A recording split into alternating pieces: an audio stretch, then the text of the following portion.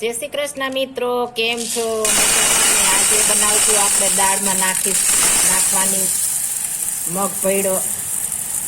आपणे टूंकमां पोतळावाળી दाळ કહે છે તે આપણે આ દેશી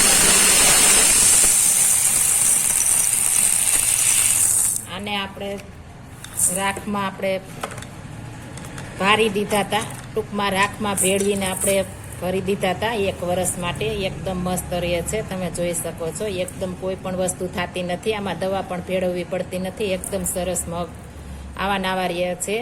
ગયા વર્ષના ઉનાળુ મગ છે, આપણે ઉનાળુ મગ લેવાના છે એટલે એકદમ આપણો મગ ભયડો મસ્ત બને। ચોમાસાના હશે તો ચોમાસામાં સડેલા ને એવા હોય છે, આમાં કોઈ પણ વસ્તુ હોતી નથી, તમે જોઈ શકો છો। એકદમ મસ્ત છે। આપણે આ રાખમાં ભારેલ હતા, આ રીતના આપણે કરીએ છીએ તો ઉપરથી રાખ વહી જાય તો ચોખા દાણા થઈ જાય છે। હવે આને આપણે ઘંટલા વડે ભરડશું એટલે એકદમ મસ્ત દાળ થઈ જશે આપણે ખીચડીમાં ભેળવવા માટેની। અને આ મગ દાળનું આપણે શાક પણ કરી શકીએ છીએ, મસ્ત શાક બને છે। હવે આપણે આ મગને ભરડશું।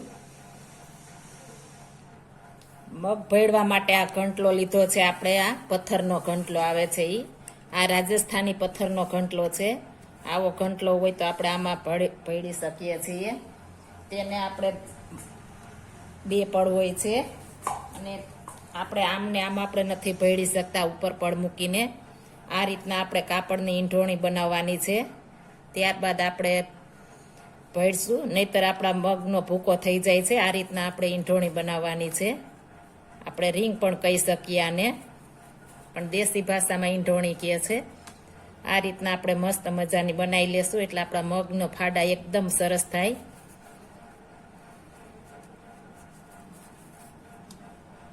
આપણે ઈંઢોણી તૈયાર થઈ ગઈ છે, તેને આપણે આ રીતના અંદર પરોવી દેશું। આ રીતના કરવાથી એકદમ મસ્ત આપણા મગના ફાડા થશે। ત્યારબાદ તેનું ઉપર આ રીતના બીજો પડ મૂકી દેશું।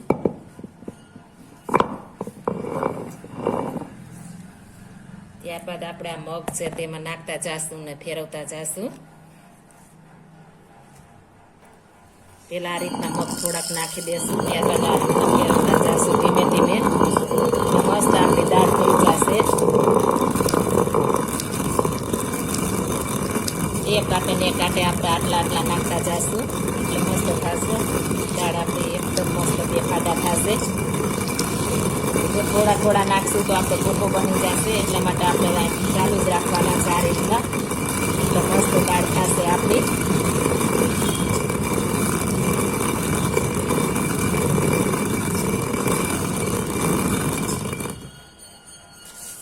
તમને બતાવું છું, તમે જોઈ શકો છો એકદમ મસ્ત દાળ થઈ ગઈ છે આપણી, એકદમ 2 ફાડા થઈ ગયા છે। આ રીતના આપણે ભેળવાની છે, આ રીતના આપણે બધા મગ ભેળી લેશું।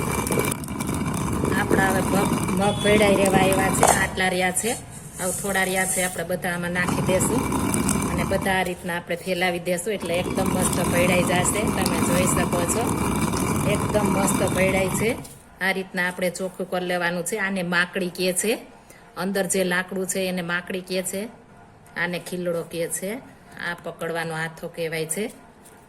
અને આ રીતના આપણે ફેરવી લેશું। હવે બધા પૂરા થઈ ગયા છે, હવે થોડો ઘંટલો ઊંચો કરીશું આ રીતના। ત્યારબાદ આપણે જે મગ રહેલા છે એને આ રીતના બધી બાજુ દૂર થોડા થોડા દૂર ફેલાઈ દેશું ખીલાથી। આ રીતના બધા ફેલાઈ દેશું એટલે એકદમ મસ્ત આપણી દાળ થઈ જશે, જે બાકી રહ્યા છે તેની પણ। પહેલાના માણસો આમાં દળનું પણ આમાં દળતા, ઘંટી પહેલા નહોતી, આમાં લોટ દળતા, એ થાલાવાળી ઘંટી આવતી, આપણે લાકડાનું ફરતું થાલું હોય ને વચ્ચે આ ઘંટલી હોય એ રીતના। હવે પાછું ફરી ઢાંકી દેશું આ રીતના, ફરી ફેરવી લેશું આ રીતના એટલે એકદમ મગ આપણા ભેળાઈ જશે। ફરી જોશું રહ્યા કે નહીં એમ, હવે 2 ક્રિયા છે, ફરી આપણે ફેલાવી દેશું।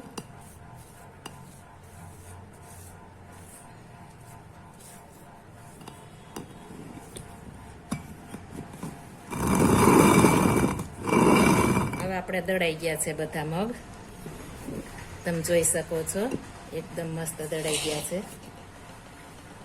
હવે આ ઘંટલા પડને આપણે કાઢી લેશું।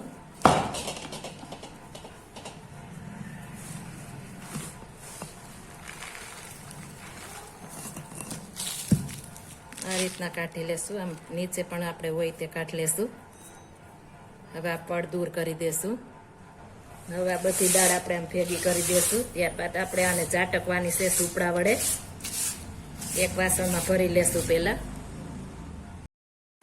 આપણી દાળ મસ્ત મજાની તૈયાર થઈ ગઈ છે. હવે તેને આપણે સાફ કરી લેશું સુપડા વડે.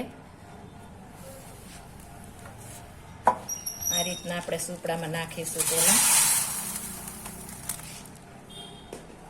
ત્યારબાદ આ રીતના ઝાટકી લેવાની છે. કોથળી હશે એ નીકળી જશે.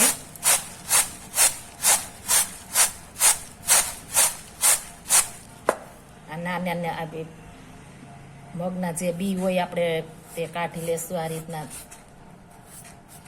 આ તમે મગના બી હોય છે તેના ઢોકળા પણ બનાવી શકો છો. ખાટિયા ઢોકળા બને છે આના. એકદમ મસ્ત ખાટિયા ઢોકળા બને છે ચોખા ચણાની દાળ નાખીને.